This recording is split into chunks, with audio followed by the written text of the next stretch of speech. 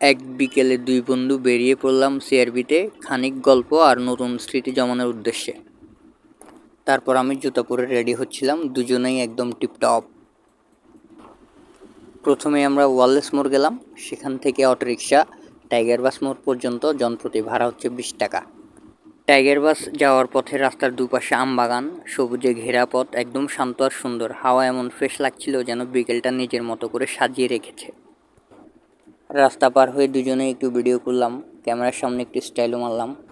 সিআরবিতে ঢুকতেই চোখে পড়লো এক কিশোর কিশোরী কাপল, বয়স 14-15 হবে বেশি হলে। ওদের দেখে আমি আর আমার বন্ধু একে অন্যের দিকে তাকিয়ে হেসে ফেললাম।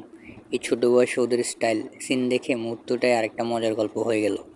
চারপাশে ভিডিও করছিলাম আর ঠিক তখনই চোখে পড়লো এক ফুল বিক্রেতা আপা তার স্পেশাল ওয়ানের সঙ্গে হাসি মুখে কথা বলছে। দৃশ্যটা এতটাই সিনেমেটিক লাগছিল বলার বাইরে।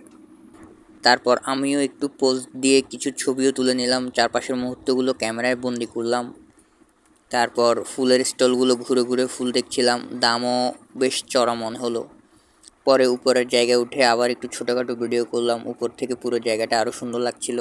পাশাপাশি আবার একটা সেলফি নিলাম আমরা। এরপর আমি তো পুরাই হতাশ। তারপর আমরা দুই বন্ধু একটা ফাফা হরি সরকারি ভবনের সামনে শিয়ায় দেখি ট্রেন হড়ে। এরপর ছোট বাবুর কাছে ফুলগুলো অনেক কম দাম ছিল, কেউ নাই দেখে আমি শেষ পর্যন্ত ফুলগুলো কিনে নেই। এরপর টুকটুক করে হাঁটতে হাঁটতে চলে আসলাম রেডিসন ব্লুর সামনে, সেখানেই খেয়ে নিলাম মুম্বাই মরিচের ঝালমুড়ি আর মুহূর্তটা উপভোগ করলাম।